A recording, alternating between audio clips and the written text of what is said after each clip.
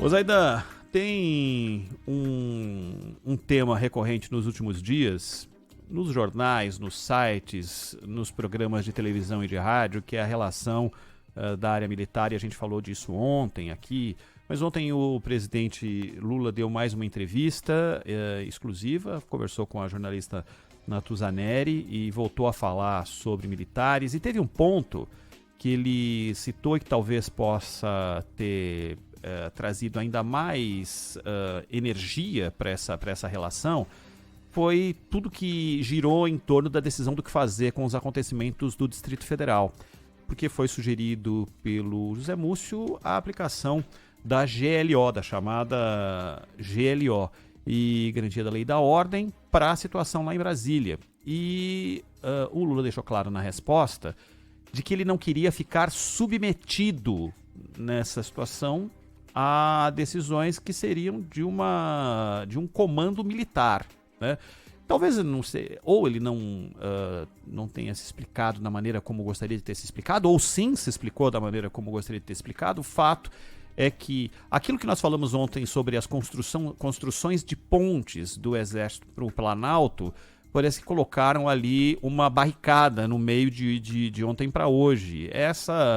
Esse azedume, não sei se tem hora para acabar diante de pequenos acontecimentos e que talvez não permitam essa aproximação definitiva. Isso tem a ver com muita gente que tenta ter ou tem influência dentro do Palácio, e muita gente tem instigado o Lula contra os militares. E não há a menor dúvida de que também no meio militar muita gente usa essas palavras do Lula para instigar parte das forças contra o presidente da República. E eu não sei, e isso é algo que nós vamos descobrir dia após dia, o quanto o Lula, neste terceiro mandato, ele é diferente do Lula dos dois primeiros mandatos, em termos de capacidade de filtrar influências ou até fazer de conta que alguém o influenciava. Mas no final das contas, ele tomava a decisão que já estava amadurecida ali na cabeça dele. O Ciro Gomes conta episódios assim, não é?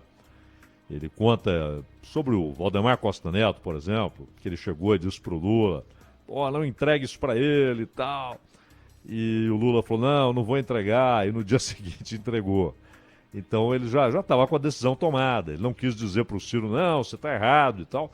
Concordou, mas no dia seguinte estava lá tomada a decisão oposta ao que ele havia dito para o Ciro. E eu não sei agora o quanto o Lula tem filtrado essas influências e o quanto ele faz de conta que é influenciado. Eu espero que ele filtre, porque a responsabilidade é dele. Muita gente fala, instiga, mas não tem nenhuma responsabilidade. Não paga o pato por coisa alguma. O que importa é o seguinte: existe nas Forças Armadas Brasileiras algum movimento golpista, algum movimento para que haja uma ruptura, para que os militares tomem o poder ou coloquem alguém no poder? Não. Essa resposta não exige especulações. Uma coisa é você afirmar: nas Forças Armadas alguém que apoiaria, que gostaria da ideia. Sim. Na Câmara dos Deputados, gente que gostaria da ideia. Sim. Outra coisa é dizer que aquelas instituições são golpistas. Não são. As Forças Armadas mudaram consideravelmente depois de 85, né? Não só pelo cansaço, porque o poder também ele provoca fraturas internas, divisões, cansaço, desgaste, mas também porque uma nova geração, que foi formada aí já no final dos anos 70, anos 80, tinha uma outra mentalidade e dentro das Forças Armadas consolidou-se a ideia de papel perante o Estado e principalmente depois de outubro de 88, o cumprimento daquilo que a Constituição estabelece, determina. Ela não sugere, ela não defende, ela determina. E quando você ignora o que está ali, você ignora tudo. É isso que a gente tem dito, aliás, a respeito do Supremo Tribunal Federal. Quando o Supremo, o guardião da Constituição, ignora a Constituição, ele ignora a democracia, o Estado de Direito, o acordo social brasileiro. Isso é muito grave. E não há nas Forças Armadas qualquer movimento institucional de ruptura. O Lula sabe disso? Sabe. Porém, ele bem sabe que há aqueles que individualmente, aí há o grupo dos que pensam assim, daqueles que, primeiro, desconfiam do processo eleitoral, desconfiam do TSE, do que fez o TSE na eleição, desconfiam do Alexandre de Moraes, que presidiu o TSE durante a eleição, e desconfiam, inclusive, do processo, da maneira como tivemos aquele processo que levou à libertação, depois à anulação dos processos e à possibilidade legal de o Lula ser candidato e, por fim, ser eleito. Existe esse tipo de desconfiança ali? Existe. Mas não é o pensamento preponderante na instituição. E a instituição não fez e não fará movimentos em direção a rupturas. Então, se o Lula vê ali ao seu redor gente de quem ele não gosta ou de quem ele desconfia, tchau. Ele não é obrigado a se cercar de gente em quem ele não confia. Hoje, por exemplo, ele fez um limpa em 26 superintendências da Polícia Rodoviária Federal. Porque ele entende que era preciso mudar. Fez mudanças também na casa de dezenas na Polícia Federal, na direção da Polícia Federal. 18 diretores. Então, ele não confia, não acredita, ou as pessoas têm uma maneira, ou tiveram um comportamento, ou manifestaram opiniões que ele considera ruins, acabou, ele tem esse direito, é uma prerrogativa que a Constituição dá a ele, não é? Agora, aliás, o próprio Lula defendeu não o Bolsonaro, mas esse direito de escolher o diretor da Polícia Federal, quando houve aquela história do Moro, falando das pressões do Bolsonaro para mudar o comando da Polícia Federal. Isso virou até inquérito no Supremo. E na época o Lula disse, não, é um direito do Bolsonaro. Eu fiz isso e ele pode fazer isso.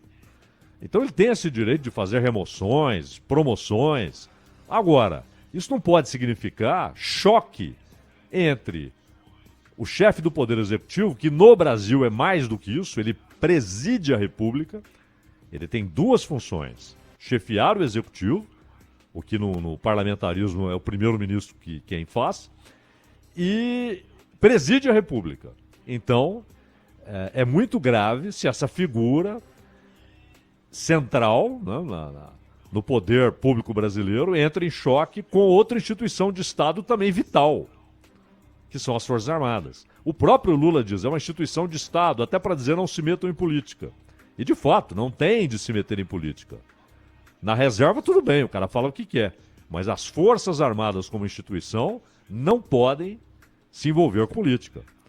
Fizeram isso a maior parte da história republicana. De 85 em diante, ficou claro que esse papel tinha de ser abandonado e cumprir apenas seu papel institucional. Tem gente lá que pensa diferente? Tem, mas não é a instituição. Então não pode haver esse choque, não pode haver, porque é um choque ruim para o país.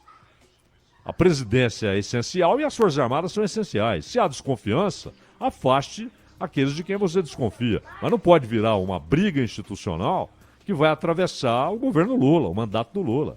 É muito ruim, né, Ronald? É muito ruim. É isso, que as próximas semanas sejam de menos esse tipo de festim, né? Que a gente tenha algo mais republicano e menos manchetado, né? Que a gente tire isso das manchetes e passe a ser apenas a vida republicana nas relações entre órgãos de governo e órgãos de Estado.